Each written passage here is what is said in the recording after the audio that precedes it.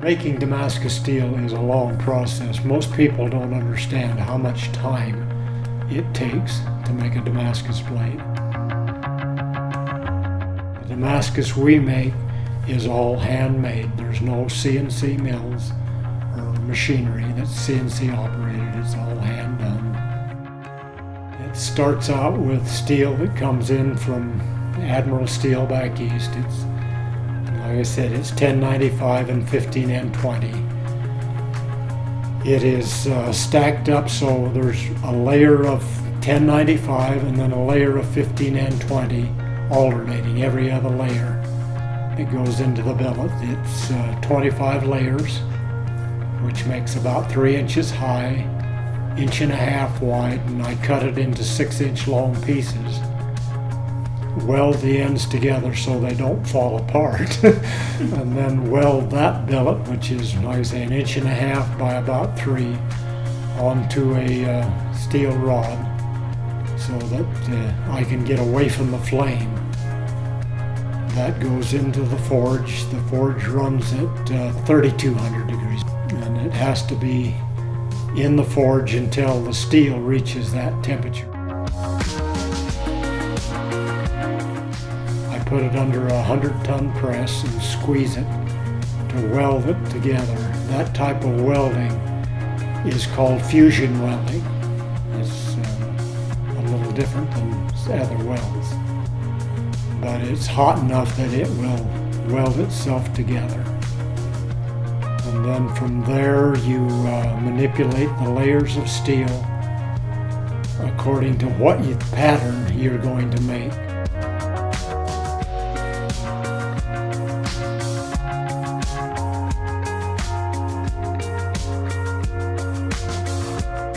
It has to be folded back on itself to get 100 layers of steel in the bar stock, because I found that's a kind of a nice looking pattern with that many layers.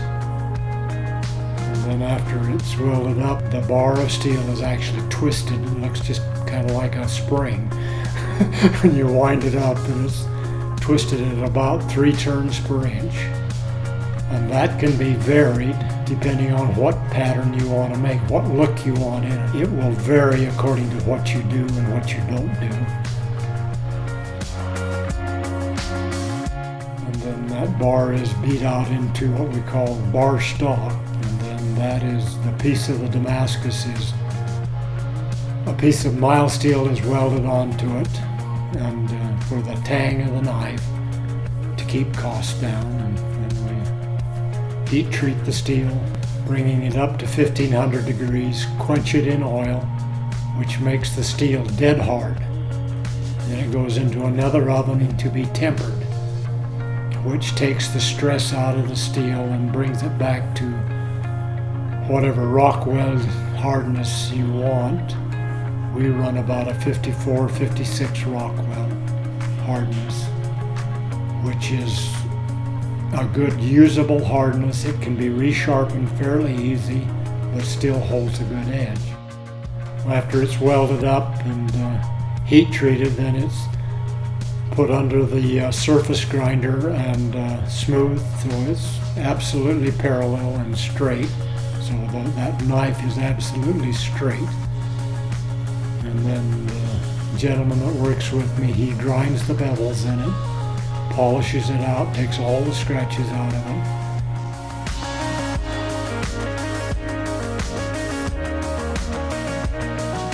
And then at the end he etches it in ferric chloride, which is an acid. And that eats a little bit of the carbon steel, 1095, and turns it dark. The steel, the 15N20, has the nickel in it, so it doesn't eat, the acid won't eat that nickel. So that will give us the contrast in the colors. One layer is dark and the other is shiny.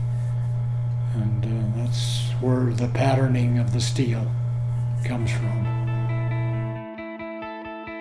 Most people see a knife that costs $20, $30, $40. Think Damascus should cost the same, but it's labor intensive and time intensive in making this.